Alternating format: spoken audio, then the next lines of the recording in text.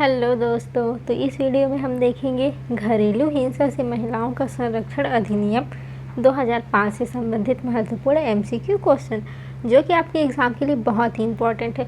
अगर आपको वीडियो पसंद आएगा तो वीडियो को लाइक करके चैनल को सब्सक्राइब करें। ठीक है, तो चलिए वीडियो स्टार्ट करते हैं। तो सबसे फर्स्ट क्वेश्चन ये रहा।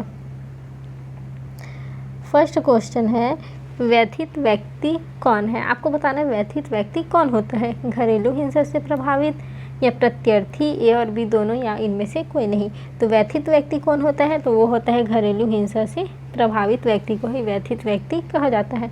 अब चलते हैं अपने नेक्स्ट क्वेश्चन पे। तो नेक्स्ट क्वेश्चन ये रहा। नेक्स्ट क्वेश्चन है, बालक की श्रेणी में निम्न में से कौन शामिल नहीं है? तो आपको बताना है इनमें से कौन जो है बालक की श्रेणी में शामिल नहीं है। दत्तक बालक, पोषित बालक, सौतेला बालक या 18 वर्ष से अधिक आयु का बालक।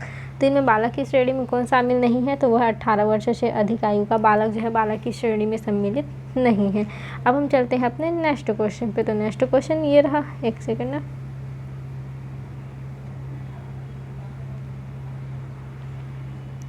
तो नेक्स्ट क्वेश्चन ये रहा। नेक्स्ट क्वेश्चन है, प्रतिकर आदेश से क्या अभिप्राय है? तो आपको बताना है प्रतिकर आदेश से क्या अभिप्राय होता है। तो क्या अभिप्राय होता है? तो यह मजिस्ट्रेट द्वारा जारी क्षतिपूर्ति आदेश को ही प्रतिकर आदेश कहा जाता है। अब हम चलते हैं अपने नेक्स्ट क्वेश्चन पे। तो नेक्स्ट क्वेश्चन ये रहा। नेक्स्ट क्वेश्चन है, अभिरक्षा आदेश से क्या से अभिप्रेत है? तो अभिरक्षा आदेश से क्या अभिप्रेत है? तो ये होता है मजिस्ट्रेट द्वारा जारी संरक्षण आदेश को अभिरक्षा आदेश से अभिप्रेत किया जाता है। अब हम चलते हैं अपने नेक्स्ट क्वेश्चन पे। तो नेक्स्ट क्वेश्चन है, व्यथित व्यक्ति में शामिल होता है तो पुरुष, महिला, महिला पुरुष, या इनमें से कोई नहीं। तो व्यथित व्यक्ति में कौन शामिल होता है? तो इसमें होती है महिला, केवल महिला ही शामिल होती है। अब हम चलते हैं अपने नेक्स्ट क्वेश्चन पे। तो नेक्स्ट क्वेश्चन ये रहा। नेक्स्ट क्वेश्चन है, घरेलू नातेदारी से क्या अभिप्रेत है? तो आपको बताना है घरेलू नातेदारी क्या होता है। तो दो व्यक्तियों के मध्य घनिष्ठ संबंध या आपसी प्रेम और सद्भाव, या पति पत्नी के मध्य घनिष्ठ संबंध, या इनमें से कोई नहीं। तो घरेलू नातेदारी से क्या अभिप्रेत है? तो पति पत्नी के मध्य घनिष्ठ संबंध को ही घरेलू नातेदारी कहा जाता है। अब हम चलते हैं अपने नेक्स्ट क्वेश्चन पे। तो नेक्स्ट क्वेश्चन ये रहा। नेक्स्ट क्वेश्चन है, घरेलू हिंसा की परिभाषा किस धारा में उल्लेखित है? तो घरेलू हिंसा की परिभाषा तो धारा 4, धारा 1, धारा 2 या धारा 3 में। तो घरेलू हिंसा की परिभाषा कौन सी धारा में है? तो यह धारा 3 में उल्लेखित है। अब बाकी परिभाषा जो है धारा, मतलब ज़्यादातर परिभाषा जो है धारा 2 में ही उल्लेखित किया जाता है, लेकिन घरेलू हिंसा की परिभाषा किस धारा में है? तो यह है धारा 3 में। अब हम चलते हैं अपने नेक्स्ट क्वेश्चन पे। तो नेक्स्ट क्वेश्चन ये रहा। नेक्स्ट क्वेश्चन है, इस अधिनियम के अंतर्गत मजिस्ट्रेट से क्या अभिप्रेत है? तो आपको बताना है इस नियम में, मतलब घरेलू हिंसा नियम में मजिस्ट्रेट से क्या अभिप्रेत है? तो इससे क्या अभिप्रेत होता है? प्रथम श्रेणी न्यायिक मजिस्ट्रेट होता है। ठीक है ना। अब हम चलते हैं अपने नेक्स्ट क्वेश्चन पे। तो नेक्स्ट क्वेश्चन ये रहा। नेक्स्ट क्वेश्चन है, धनी अनुतोष से क्या अभिप्राय है? तो धनी अनुतोष किसको कहा जाता है? तो ये क्या कहा जाता है? मजिस्ट्रेट द्वारा प्रत्यर्थी को क्षतिपूर्ति आदेश को ही धनी अनुदेश कहा जाता है। अब हम चलते हैं अपने नेक्स्ट क्वेश्चन पे। तो नेक्स्ट क्वेश्चन ये रहा। नेक्स्ट क्वेश्चन है, प्रत्यर्थी में शामिल होता है तो प्रत्यर्थी में कौन शामिल होता है? पुरुष, महिला, पुरुष में महिला, या कोई नहीं। तो प्रत्यर्थी में कौन शामिल होता है? तो ये शामिल होता है पुरुष। और व्यथित व्यक्ति में कौन शामिल होता है? तो उसमें होती है महिला। अब हम चलते हैं अपने नेक्स्ट क्वेश्चन पे। तो नेक्स्ट क्वेश्चन ये रहा। नेक्स्ट क्वेश्चन है, प्रत्यर्थी से अभिप्रेत है तो प्रत्यर्थी किसको कहते हैं? तो किसको कहते हैं? व्यथित व्यक्ति पर घरेलू हिंसा कारित करने वाले व्यक्ति को ही प्रत्यर्थी कहते हैं। और प्रत्यर्थी के अंतर्गत कौन आते हैं? तो उसके अंतर्गत आते हैं पुरुष। और व्यथित के अंतर्गत कौन आती है? तो उसके अंतर्गत आती है महिला। अब हम चलते हैं अपने नेक्स्ट क्वेश्चन पे। तो नेक्स्ट क्वेश्चन ये रहा। नेक्स्ट क्वेश्चन है, साझी गृहस्थी से क्या अभिप्रेत है? तो आश्रय गृह से, पति एवं पत्नी के नातेदारों के मध्य गृहस्थी से, या पति पत्नी के मध्य गृहस्थी से, या इनमें से कोई नहीं। तो साझी गृहस्थी से क्या अभिप्राय है? तो वह पति पत्नी के मध्य गृहस्थी से अभिप्रेत है। अब हम चलते हैं अपने नेक्स्ट क्वेश्चन पे। तो नेक्स्ट क्वेश्चन ये रहा। नेक्स्ट क्वेश्चन है, घरेलू हिंसा की प्रकृति में शामिल नहीं होती है। तो घरेलू हिंसा की प्रकृति में क्या शामिल नहीं होती है? तो इसमें होता है विवाहोत्तर संबंधों का संदेह न करना, ये जो है शामिल नहीं होता है। अब हम चलते हैं अपने नेक्स्ट क्वेश्चन पे। तो नेक्स्ट क्वेश्चन ये रहा। नेक्स्ट क्वेश्चन है, घरेलू हिंसा की प्रकृति में शामिल होती है। तो आपको बताना है घरेलू हिंसा की प्रकृति में क्या शामिल होती हैं। तो मामूली बातों व विवाद को बढ़ाना सही है। पारिवारिक विषय में अभिव्यक्ति का अधिकार न होना, ये भी सही है। सगे संबंधियों के समक्ष बार बार अपमान करना, ये भी सही है। तो इसका आंसर क्या हो जाएगा? इसका आंसर होगा ऑप्शन डी, उपरोक्त सभी। अब हम चलते हैं अपने नेक्स्ट क्वेश्चन पे। तो नेक्स्ट क्वेश्चन ये रहा। नेक्स्ट क्वेश्चन है, शारीरिक हिंसा की श्रेणी में शामिल है दांत से काटना, मुक्का मारना, थप्पड़ मारना, उपरोक्त सभी। तो शारीरिक हिंसा की श्रेणी में उपयुक्त सभी शामिल हैं। अब हम चलते हैं अपने नेक्स्ट क्वेश्चन पे। नेक्स्ट क्वेश्चन है, घरेलू हिंसा की प्रकृति में शामिल होती है शारीरिक बल का प्रयोग, सही है। अभद्र तथा अपमानित भाषा का प्रयोग, सही है। कम बुद्धि तथा आत्महत्या करने हेतु तो उकसाना, ये भी सही है। तो इसका आंसर क्या हो जाएगा? इसका आंसर होगा ऑप्शन डी, उपरोक्त में से सभी। अब हम चलते हैं अपने नेक्स्ट क्वेश्चन पे। तो नेक्स्ट क्वेश्चन है, घरेलू हिंसा की श्रेणियों में शामिल नहीं है। तो आपको बताना है घरेलू हिंसा की श्रेणियों में क्या शामिल नहीं है। शारीरिक हिंसा, मौखिक और भावनात्मक हिंसा, लैंगिक हिंसा या धार्मिक हिंसा। तो इसमें शामिल क्या नहीं है? इसमें धार्मिक हिंसा जो है शामिल नहीं होती है। अब हम चलते हैं अपने नेक्स्ट क्वेश्चन पे। तो नेक्स्ट क्वेश्चन है, शारीरिक हिंसा की श्रेणी में शामिल नहीं है गाली गलौज करना, मारपीट करना, लात मारना, धकेलना या अन्य किसी तरह से क्षति पहुंचाना। तो शारीरिक हिंसा में गाली गलौज करना जो है शामिल नहीं होता है, ठीक है ना। अब हम चलते हैं अपने नेक्स्ट क्वेश्चन पे। इस टॉपिक में हम 60 MCQ देखेंगे, ठीक है ना। अगर आपको वीडियो पसंद आ रहा है तो वीडियो को लाइक ज़रूर करें और चैनल को भी सब्सक्राइब कर लें।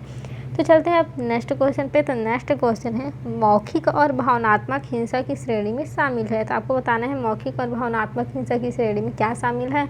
तो अपमानित करना, ये सही है। चरित्र व आचरण पर दोषारोपण करना, ये भी सही है। दहेज इत्यादि संबंध में अपमान करना, ये भी सही। उपरोक्त सभी। तो इसका आंसर क्या होगा? उपरोक्त सभी। अब हम चलते हैं अपने नेक्स्ट क्वेश्चन पे। तो नेक्स्ट क्वेश्चन ये रहा। नेक्स्ट क्वेश्चन है, मौखिक और भावनात्मक हिंसा की श्रेणी में शामिल नहीं है। तो इसमें क्या शामिल नहीं है? शारीरिक पीड़ा या अन्य किसी के माध्यम से क्षति पहुंचाना जो है मौखिक और भावनात्मक हिंसा की श्रेणी में शामिल नहीं होता है। अब हम चलते हैं अपने नेक्स्ट क्वेश्चन पे। तो नेक्स्ट क्वेश्चन ये रहा। नेक्स्ट क्वेश्चन है, आर्थिक हिंसा की श्रेणी में शामिल नहीं है। तो आपको बताना है इनमें से कौन सा जो है आर्थिक हिंसा की श्रेणी में शामिल नहीं है। तो इसका आंसर है ऑप्शन डी, घर से निकलने के लिए विवश न करना, ये जो है आर्थिक हिंसा की श्रेणी में शामिल नहीं है। अब हम चलते हैं अपने नेक्स्ट क्वेश्चन पे। तो नेक्स्ट क्वेश्चन ये रहा। नेक्स्ट क्वेश्चन है, घरेलू हिंसा घटित होने की सूचना किस अधिकारी को दी जाती है। तो आपको बताना है घरेलू हिंसा घटित होती है, इसकी सूचना किसको दी जाती है। तो ये दिया जाता है संरक्षण अधिकारी को। अब हम चलते हैं अपने नेक्स्ट क्वेश्चन पे। तो नेक्स्ट क्वेश्चन ये रहा। तो नेक्स्ट क्वेश्चन है, घरेलू हिंसा की सूचना पर पुलिस अधिकारियों, सेवा प्रदाताओं और मजिस्ट्रेट का क्या कर्तव्य होगा। तो आपको बताना है इसमें क्या कर्तव्य होगा। तो वह व्यथित व्यक्ति को संरक्षण, धनी अभिरक्षा, निवास प्रतिकर इत्यादि राहत के लिए आवेदन करने का अधिकार की रक्षा, ये सही है। सेवा प्रदाताओं व संरक्षण प्रदाताओं की सेवा की उपलब्धता, ये भी सही है। भारतीय दंड संहिता के अधीन किसी परिवार के फाइल का अधिकार, ये भी सही है। तो इसका आंसर क्या होगा? ऑप्शन डी, उपरोक्त सभी। अब हम चलते हैं अपने नेक्स्ट क्वेश्चन पे। तो नेक्स्ट क्वेश्चन ये रहा। नेक्स्ट क्वेश्चन है, आश्रय गृहों के कर्तव्य के संबंध में किस धारा में उल्लेखित है। तो कौन सी धारा में उल्लेखित है। तो यह धारा 6 में उल्लेखित है। अब हम चलते हैं अपने नेक्स्ट क्वेश्चन पे। तो नेक्स्ट क्वेश्चन ये रहा। नेक्स्ट क्वेश्चन है, चिकित्सकीय सुविधाओं के संबंध में किस धारा में उल्लेख है। तो कौन सी धारा में उल्लेख है। तो यह धारा 7 में, ठीक है ना। धारा 7 में चिकित्सकीय सुविधाओं के संबंध में उल्लेख है। अब हम चलते हैं अपने नेक्स्ट क्वेश्चन पे। तो नेक्स्ट क्वेश्चन ये रहा। नेक्स्ट क्वेश्चन है, संरक्षण अधिकारियों की नियुक्ति कौन करता है। तो आपको बताना है संरक्षण अधिकारियों की नियुक्ति कौन करता है। तो ये करता है राज्य सरकार। अब हम चलते हैं अपने नेक्स्ट क्वेश्चन पे। तो नेक्स्ट क्वेश्चन ये रहा। नेक्स्ट क्वेश्चन है, संरक्षण अधिकारियों की नियुक्ति के संबंध में क्या सही नहीं है। तो नियुक्ति का प्रावधान धारा 6 में किया गया है। संरक्षण अधिकारी संभवतः महिलाएं होती है। इनकी सेवा शर्तों के संबंध राज्य सरकार निबंधन करती है, उनमें से कोई नहीं। तो इसका आंसर होगा इनमें से कोई नहीं, कोई भी सही नहीं है। अब हम चलते हैं अपने नेक्स्ट क्वेश्चन पे। तो नेक्स्ट क्वेश्चन ये रहा। नेक्स्ट क्वेश्चन है संरक्षण अधिकारों के कर्तव्यों में शामिल है। तो इसमें बताना है क्या कर्तव्य शामिल है। मजिस्ट्रेट को उसके कर्तव्य निर्वहन में सहायता करना, सही है। मजिस्ट्रेट को घरेलू हिंसा रिपोर्ट को अग्रेषित करना, ये भी सही है। व्यथित व्यक्ति को प्रदत्त विधिक सहायता, आश्रय गृह व चिकित्सकीय सुविधाओं की सूची तैयार करना, ये भी सही है। तो इसका आंसर क्या होगा, ऑप्शन डी उपरोक्त सही, सभी सही है। अब हम चलते हैं अपने नेक्स्ट क्वेश्चन पे। तो नेक्स्ट क्वेश्चन ये रहा। नेक्स्ट क्वेश्चन है सरकार के कर्तव्यों का उल्लेख किस धारा में किया गया है। तो कौन से धारा में सरकार के कर्तव्यों का उल्लेख है, तो वो है धारा 11 में। धारा 11 में सरकार के कर्तव्यों का उल्लेख किया गया है। अब हम चलते हैं अपने नेक्स्ट क्वेश्चन पे। तो नेक्स्ट क्वेश्चन ये रहा। नेक्स्ट क्वेश्चन है सरकार के कर्तव्यों में शामिल है। तो सरकार के कर्तव्यों में क्या शामिल है। इस अधिनियम का लोक मीडिया के माध्यम से प्रचार करना, सही है। इस अधिनियम के तहत महिलाओं को प्रदत्त सुविधाओं के संबंध में जागरूक करना, सही है। पुलिस अधिकारी और न्यायिक सेवाओं के सदस्यों को अधिनियम के संबंध में प्रशिक्षित करना, ये भी। तो इसका आंसर क्या होगा, और इनमें से सभी, ऑप्शन डी। अब हम चलते हैं अपने नेक्स्ट क्वेश्चन पे। तो नेक्स्ट क्वेश्चन ये रहा। तो नेक्स्ट क्वेश्चन है व्यथित व्यक्ति अनुतोष प्राप्त करने हेतु किसके समक्ष आवेदन प्रस्तुत कर सकता है। तो किसके समक्ष आवेदन प्रस्तुत करना होता है, तो वो है मजिस्ट्रेट के समक्ष आवेदन प्रस्तुत करना होता है। अब हम चलते हैं अपने नेक्स्ट क्वेश्चन पे। तो नेक्स्ट क्वेश्चन ये रहा। नेक्स्ट क्वेश्चन है अनुतोष का आवेदन प्राप्ति के पश्चात कितने समयावधि के भीतर अनुतोष के आवेदन पर कार्यवाही की जा सकेगी। तो कितने दिवस पर कार्यवाही की जा सकेगी, तो वो होता है 3 दिवस के अंदर ही कार्यवाही की जाती है। अब हम चलते हैं अपने नेक्स्ट क्वेश्चन पे। तो नेक्स्ट क्वेश्चन ये रहा। नेक्स्ट क्वेश्चन है मजिस्ट्रेट अनुतोष आवेदन का निपटारा कितने दिवसों के भीतर करेगा। तो कितने दिवसों के भीतर अनुतोष आवेदन का निपटारा करते हैं, तो ये है 60 दिवस के भीतर। अब हम चलते हैं अपने नेक्स्ट क्वेश्चन पे। तो नेक्स्ट क्वेश्चन ये रहा। नेक्स्ट क्वेश्चन है साझी गृहस्थी में निवास करने का अधिकार किस अधिनियम के किस धारा में उपदर्शित है। तो कौन से धारा में है, तो यह है धारा 17 में उपदर्शित है। अब हम चलते हैं अपने नेक्स्ट क्वेश्चन पे। तो नेक्स्ट क्वेश्चन ये रहा। तो नेक्स्ट क्वेश्चन है निम्न में से किसके द्वारा संरक्षण आदेश पारित किया जाता है। तो किसके द्वारा संरक्षण आदेश पारित किया जाता है, तो वो है मजिस्ट्रेट के द्वारा। अब हम चलते हैं अपने नेक्स्ट क्वेश्चन पे। तो नेक्स्ट क्वेश्चन ये रहा। निम्न में से किस या किन आधारों पर मजिस्ट्रेट संरक्षण आदेश जारी कर सकेगा। तो घरेलू हिंसा के किसी कार्य को करना, सही है। घरेलू हिंसा कार्यों को कारित करने में सहायता या दुष्प्रेरित करना, ये भी सही है। व्यथित व्यक्ति के विद्यालय या अन्य स्थानों पर प्रवेश करना, ये भी सही है। तो इसका आंसर क्या होगा, इसका आंसर ऑप्शन डी उपरोक्त सभी। अब हम चलते हैं अपने नेक्स्ट क्वेश्चन पे। तो नेक्स्ट क्वेश्चन ये रहा। नेक्स्ट क्वेश्चन है संरक्षण आदेश किस धारा के अंतर्गत जारी किया जाता है। तो आपको बताना है संरक्षण आदेश किस धारा के अंतर्गत जारी किया जाता है। तो धारा 18 के अंतर्गत संरक्षण आदेश जारी किया जाता है। अब हम चलते हैं अपने नेक्स्ट क्वेश्चन पे। तो नेक्स्ट क्वेश्चन ये रहा। नेक्स्ट क्वेश्चन है निवास का आदेश किसके द्वारा जारी किया जाता है। तो आपको बताना है निवास का आदेश किसके द्वारा जारी किया जाता है। तो ये है मजिस्ट्रेट के द्वारा। अब हम चलते हैं अपने नेक्स्ट क्वेश्चन पे। तो नेक्स्ट क्वेश्चन ये रहा। नेक्स्ट क्वेश्चन है धनी अनुतोष का आदेश किस धारा के तहत जारी किया जाता है। तो धनी अनुतोष का आदेश कौन सी धारा में जारी किया जाता है। तो यह है धारा 20। धनी अनुतोष का आदेश धारा 20 के अंतर्गत जारी किया जाता है। अब हम चलते हैं अपने नेक्स्ट क्वेश्चन पे। तो नेक्स्ट क्वेश्चन ये रहा।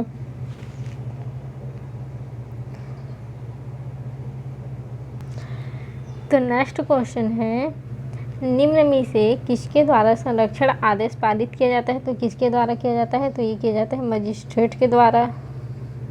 अच्छा ये क्वेश्चन हो गया है ना, हम कहाँ पर आए हैं, धारा 20 के तहत। हाँ यहाँ पर आए हैं क्वेश्चन नंबर 40। तो क्वेश्चन नंबर 40 है निम्न में से कौन कौन निवास आदेश के संबंध में सही है। तो आपको बताना है कौन कौन से निवास आदेश के संबंध में सही है। तो साझी गृहस्थी से प्रत्यर्थी को हटाने का आदेश देना सही है। प्रत्यर्थी या उसके नातेदारों को व्यथित व्यक्ति के निवास में प्रवेश करने से अवरोध करना सही है। व्यथित व्यक्ति के साझी गृहस्थियों में उसके कब्जे को प्रत्यर्थी को अवरोध करना सही है। तो इसका आंसर है ऑप्शन डी, उपरोक्त सभी। अब हम चलते हैं अपने नेक्स्ट क्वेश्चन पे। तो नेक्स्ट क्वेश्चन ये रहा। नेक्स्ट क्वेश्चन है, इस अधिनियम की किस धारा के अंतर्गत कस्टडी आदेश जारी किया जाता है? तो कौन सी धारा में कस्टडी आदेश जारी किया जाता है? तो वह धारा 21 में। धारा 21 के अंतर्गत कस्टडी आदेश जारी किया जाता है। अब हम चलते हैं अपने नेक्स्ट क्वेश्चन पे। तो नेक्स्ट क्वेश्चन ये रहा। नेक्स्ट क्वेश्चन है, इस अधिनियम के धारा 22 के अंतर्गत घरेलू हिंसा घटित होने पर प्रत्यर्थी के विरुद्ध मजिस्ट्रेट कौन सा आदेश जारी करता है? तो कौन सा आदेश जारी करता है? तो वह है प्रतिकर आदेश जारी करता है। अब हम चलते हैं अपने नेक्स्ट क्वेश्चन पे। तो नेक्स्ट क्वेश्चन ये रहा। नेक्स्ट क्वेश्चन है, धारा 27 के अंतर्गत वर्णित सक्षम न्यायालय से क्या अभिप्रेत है? तो क्या अभिप्रेत है? व्यथित व्यक्ति के स्थायी या अस्थायी निवास का न्यायालय सही है। व्यथित व्यक्ति के कारोबार या नियोजन के स्थान का न्यायालय सही है। प्रत्यर्थी के कारोबार, नियोजन या निवास के स्थान सही। तो इसका आंसर क्या है? ऑप्शन डी, उपरोक्त सभी। अब हम चलते हैं अपने नेक्स्ट क्वेश्चन पे। तो नेक्स्ट क्वेश्चन ये रहा। नेक्स्ट क्वेश्चन है, धनी अनुतोष में शामिल होते हैं। तो आपको बताना है धनी अनुतोष में कौन कौन शामिल होते हैं। उपार्जनों की हानि, चिकित्सकीय खर्चे, भरण पोषण। तो इसमें कौन शामिल होता है? इसमें उपरोक्त सभी शामिल होते हैं। अब हम चलते हैं अपने नेक्स्ट क्वेश्चन पे। तो नेक्स्ट क्वेश्चन ये रहा। नेक्स्ट क्वेश्चन है, प्रत्यर्थी या व्यथित द्वारा मजिस्ट्रेट के आदेश के विरुद्ध अपील कितने दिवसों के भीतर की जा सकती है? तो कितने दिवस के भीतर अपील की जा सकती है? तो वह है 30 दिवस के भीतर। अब हम चलते हैं अपने नेक्स्ट क्वेश्चन पे। तो नेक्स्ट क्वेश्चन ये रहा। नेक्स्ट क्वेश्चन है, प्रत्यर्थी या व्यथित मजिस्ट्रेट के आदेश के विरुद्ध अपील कहाँ कर सकते हैं? तो कहाँ अपील कर सकते हैं? तो सत्र न्यायालय में अपील कर सकते हैं।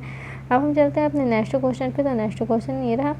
यदि प्रत्यर्थी न्यायालय द्वारा जारी किसी भी आदेश की अवहेलना करता है तो उसके लिए सज़ा का प्रावधान है।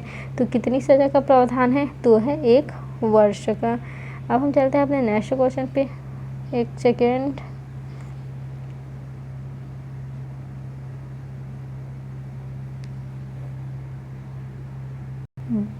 तो नेक्स्ट क्वेश्चन क्या है? नेक्स्ट क्वेश्चन है, उपयुक्त अधिनियम के संबंध में नियम बनाने का अधिकार किसे दिया गया है? तो किसे दिया गया है? तो ये है केंद्र सरकार को दिया गया है। नियम बनाने का अधिकार किसके पास है? तो वो है केंद्र सरकार के पास। अब हम चलते हैं अपने नेक्स्ट क्वेश्चन पे। तो नेक्स्ट क्वेश्चन ये रहा। नेक्स्ट क्वेश्चन है, इस अधिनियम के संबंध में क्या सही नहीं है? तो आपको बताना है इसमें क्या सही नहीं है। तो ये है, जम्मू कश्मीर को छोड़कर शेष भारत में लागू है। ये जो है सही नहीं है। अब हम चलते हैं अपने नेक्स्ट क्वेश्चन पे। तो नेक्स्ट क्वेश्चन ये रहा। नेक्स्ट क्वेश्चन है, इस अधिनियम की किस धारा में घरेलू हिंसा को परिभाषित किया गया है? तो किस धारा में घरेलू हिंसा को परिभाषित किया है? तो वो धारा 3 में। ये क्वेश्चन हम सबसे फर्स्ट टाइम भी देखे थे कि किस धारा में घरेलू हिंसा को परिभाषित किया गया है। तो वह धारा 3 में। अब हम चलते हैं अपने नेक्स्ट क्वेश्चन पे। तो नेक्स्ट क्वेश्चन ये रहा।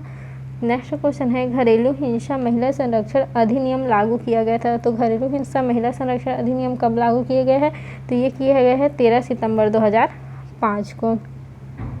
अब हम चलते हैं अपने नेक्स्ट क्वेश्चन पे। तो नेक्स्ट क्वेश्चन ये रहा।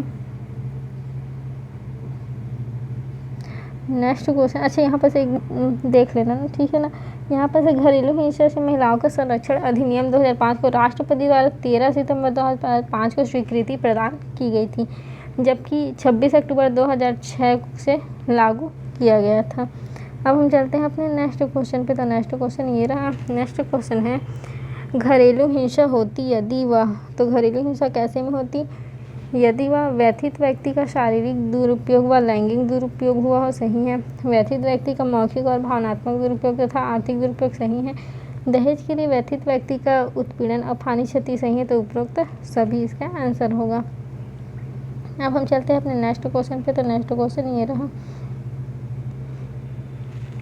नेक्स्ट क्वेश्चन है, घरेलू हिंसा से महिलाओं के संरक्षण अधिनियम 2005 के अंतर्गत अनुतोष प्राप्त करने के लिए आवेदन प्रस्तुत किया जा सकेगा। तो किसके समक्ष आवेदन प्रस्तुत किया जा सकेगा? तो वह है मजिस्ट्रेट को। अब हम चलते हैं अपने नेक्स्ट क्वेश्चन पे। तो नेक्स्ट क्वेश्चन ये रहा। नेक्स्ट क्वेश्चन है घरेलू हिंसा अधिनियम 2005 के अंतर्गत सुनवाई की पहली तारीख नियत की जाएगी जो आवेदन प्राप्ति के तारीख से सामान्यतः अधिक नहीं होगी। तो कितनी अधिक नहीं होगी? 3 दिन से अधिक नहीं होगी। अब हम चलते हैं अपने नेक्स्ट क्वेश्चन पे। तो नेक्स्ट क्वेश्चन ये रहा। नेक्स्ट क्वेश्चन है घरेलू हिंसा से संबंधित विवादों का निपटारा करने का प्रयास किया जाएगा। तो इसको जो है विलोपित कर दिया गया है। अब हम चलते हैं अपने नेक्स्ट क्वेश्चन पे। तो नेक्स्ट क्वेश्चन ये रहा, इसको भी विलोपित कर दिया गया है, इसको भी विलोपित कर दिया गया है। अब हम चलते हैं अपने नेक्स्ट क्वेश्चन पे। तो नेक्स्ट क्वेश्चन ये रहा। नेक्स्ट क्वेश्चन है घरेलू हिंसा से स्त्री का संरक्षण अधिनियम के अंतर्गत घरेलू हिंसा में शामिल है। तो घरेलू हिंसा में क्या शामिल है? शारीरिक दुर्व्यवहार, यौन दुर्व्यवहार, आर्थिक दुर्व्यवहार। तो इसका आंसर क्या होगा? उपरोक्त सभी। अब हम चलते हैं अपने नेक्स्ट क्वेश्चन पे। तो नेक्स्ट क्वेश्चन ये रहा। नेक्स्ट क्वेश्चन है घरेलू हिंसा से स्त्री का संरक्षण अधिनियम 2004 के अंतर्गत शारीरिक दुर्व्यवहार से अभिप्रेत है। शारीरिक पीड़ा हानि सही है, जीवन शारीरिक अंगों खतरा, स्वास्थ्य खतरा ये भी सही है, प्रहार, आपराधिक भय और आपराधिक बल ये भी सही है। तो इसका आंसर क्या होगा? इसका आंसर ऑप्शन डी उपरोक्त सभी। अब हम चलते हैं अपने नेक्स्ट क्वेश्चन पे। तो नेक्स्ट क्वेश्चन ये रहा। नेक्स्ट क्वेश्चन है घरेलू हिंसा अधिनियम 2005 के अंतर्गत मजिस्ट्रेट द्वारा किए गए आदेशों की अपील की जाएगी। तो आदेशों की अपील कहाँ किया जाता है? सेशन न्यायालय में। अब हम चलते हैं अपने नेक्स्ट क्वेश्चन पे और ये जो है लास्ट क्वेश्चन है। तो लास्ट क्वेश्चन है घरेलू हिंसा अधिनियम 2005 के अधीन संरक्षक अधिकारी तथा सेवा प्रदाताओं के सदस्य समझे जाएंगे। तो क्या समझे जाएंगे? तो वो समझे जाएंगे लोक सेवक। अगर आपको वीडियो पसंद आया है तो वीडियो को लाइक करके चैनल को सब्सक्राइब ज़रूर करें। Thank you.